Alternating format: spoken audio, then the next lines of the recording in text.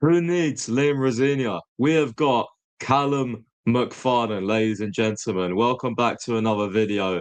I have to apologize for the lack of videos. We have done a live stream previously, but we've just been really busy, me and Con, and I've also been ill. If you haven't seen in the live stream we did, we have been in hospital the past 3 to 4 days, or not the past 3 to 4 days, but I was in hospital for 3 to 4 days. So yeah, we're just waiting for the content really to record these videos and live streams. But with everything going on right now, we are going to have a lot more content coming. So before we continue this video, please just pause the video right now and subscribe and like. That would do us a world of favor. And you'll see Con also with me for future videos. But honestly, Chelsea Football Club, where do we even start? Honestly, like Chelsea go to the Etihad today. We've got Callum Mcfarlane, the under-21 coach, I believe, in charge, and we go and get a point right at the end. We do a Chelsea heritage, five at the back off the ball. Esteval's right wing back. We kind of change it up a little bit at half time, but it's still basically three at the back overall. And we just grind out and get a result. It wasn't great football. I compared it to like Arteta ball, Haran ball, whatever you want to say. It wasn't great, but who cares? We got a point. But I mean, how are you guys feeling as well? Do you even feel happy that we got a point? I mean, it's crazy to say, right? We always want Chelsea to do well, but we've basically given Arsenal an even bigger chance to win the league. They're 6 points ahead of Man City.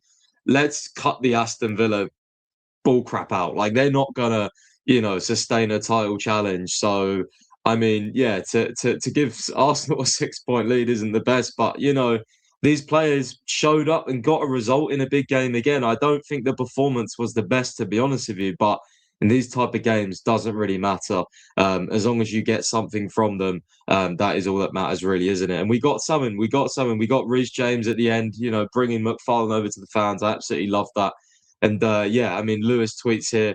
Callum Mcfarlane appreciation post. Deadass coach still W at the Etihad with no Caicedo, Cucurella, Sanchez or Fofana.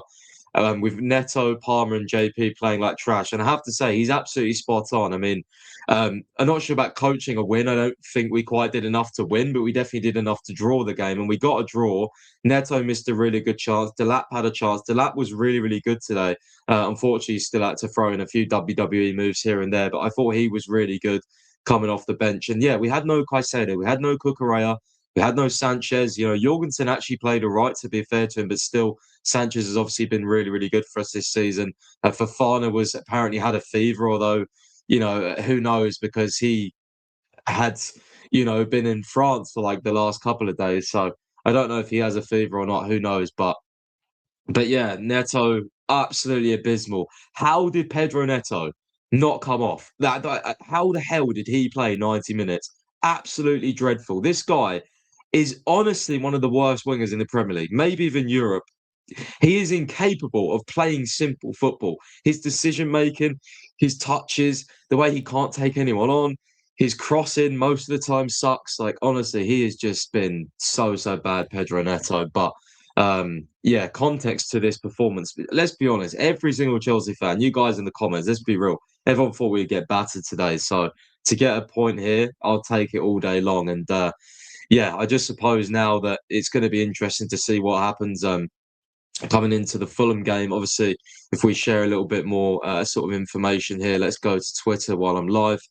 And it does seem like Liam Rosenior is on his way to sort of London. So, yeah, here we go. Liam Rosenior has arrived in London to sign his Chelsea contract. So, as per a few others in my understanding, there's been a little bit of sort of disagreement between Mark Kelleher, the president, and Behdad Eghbali's shock. But yeah, in regards to taking Rosenior mid-season, it looks like Chelsea have got their way. Barley's got his way as per usual.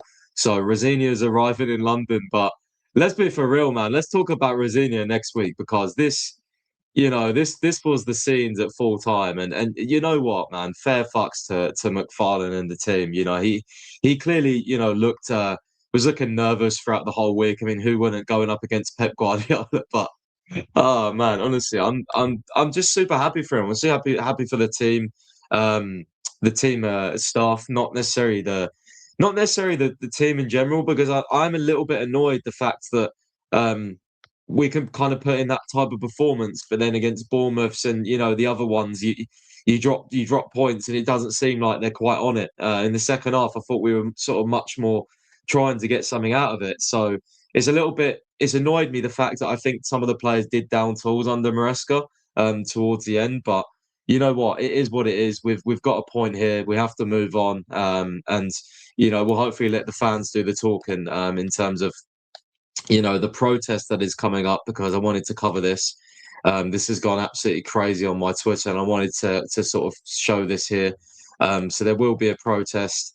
I'm not sure if I can maybe open this image in a new tab or something, and then zoom in. Yeah, let's see here. I'm not going to read through it all, but there is a sort of a proper manifesto this time. So it's going to happen against Egbali and the sporting directors, against the Brentford game at home. So or before the Brentford game at 1 o'clock. So if you're at Stamford Bridge and you feel like having your say, respectfully, of course, with respectful banners, sending your message to Bedad Egbali and the sporting directors, feel free to do so. Chelsea fans are obviously allowed their voice, and rightly so. But yeah, big up to Mcfarlane, big up to the team. And you know what? I can't show the goal, but I definitely want to mention Enzo Fernandez today. When I was saying, like, obviously, I want to give him credit for the goal and everything, but when I was saying about some players choosing when to perform or looking much better once a manager is gone, I was keeping my sort of real close eye on that today, and I think Enzo was one of them. And I'm not doubting his commitment, but I'm doubting where that performance level has been, because defensively he was really, really good. He was probably one. I don't know the exact stats, but he won a lot of duels, a lot more duels than I've seen in the past from him. So I'm just kind of wondering where that was from Enzo Fernandez. And this is why, to those Enzo Fernandez fanboys that say, oh, but Pice, where are you talking now? Talk now, Pice, about Enzo Fernandez. Well, here's why. I'll talk about him when he plays like this. He's £105 million. I know he doesn't choose his price tag, but he's shown before that like I know Enzo Fernandez's ability. I know that. Hand on heart, I know what he can produce when he's on it. And I'm sorry, he's not on it enough. He's just not. He's not been on it enough under Enzo Maresca. And that's not Enzo Maresca's fault, because he's played him as an 8, he's played him as a 10, he's played him as a 6, So I just want more from Enzo Fernandez. And, it's great when we see performances like today, but it's just a little bit disappointing that we see this off the back of Enzo Maresca leaving. But hey ho, we'll see. And for those of you that say, oh, well, Pice, well, Enzo Maresca, he might be at fault for Enzo Fernandez. Well, I will just say here, that report that came out the other day from The Athletic, and I'll just quickly show that to provide context if I can find it. There was a certain report which basically said that there was a player which kind of isn't happy with things going back to square one and all this type of thing in terms of changing the manager. They felt like Enzo Maresca could compete against the biggest teams and all that sort of thing. People were theorising it was a senior player, so there's not a lot. Could it be Enzo Fernandez? Could it be Reece James? I'd heard from a couple of different sources that this was Enzo Fernandez. So, um, I don't think Enzo Maresca was the problem when it comes to Enzo Fernandez. But anyway, Enzo Maresca is obviously gone. We've done a little bit of reaction to it on live stream. I'm going to do another video when Rosinia gets announced, talking a little bit more about Rosinia and Enzo Maresca. But the players is where it's going to have to step up here. The players are going to have to do a lot better than they have been recently. We're fifth in the table. We're only 1 point ahead of the teams below us. A lot of teams have got 30 points. So yeah, if we're going to get fifth or fourth, we're going to need to put a consistent run together. You're going to be looking at the likes of Enzo Fernandez, Reece James, Caicedo, and the big one I'm looking at really more than anything is the strikers now. Liam Delap or João Pedro really have to put some consistent performances, because it's just you're not going to get anywhere if your striker's not scoring consistent goals. You're really, really not. We've not got the goal scoring wingers to do it. Esteval, is an exciting player, but he's adapting to the Premier League still. He keeps getting taken off. So yeah, we're going to need more consistent performances from these lot, and obviously the defenders as well. I will shout out Badiashile today. I don't know what you guys thought, but I thought Badiashile was quite good today. But yeah, that's going to wrap up the video, guys. Just a quick little reaction. Big up to Mcfarlane and the team. And yeah, Egbali and sporting directors. We still don't like you guys. We won't like you guys until you change the model.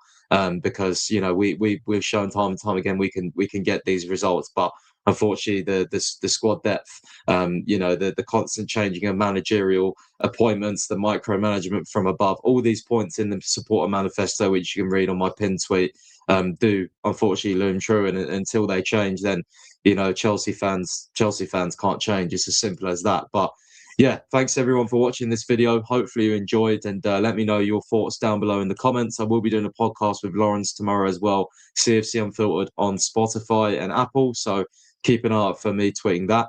And yeah, guys, until the next video, which will probably be tomorrow or Tuesday, covering Liam Rosenior up the Chelsea. See you guys soon.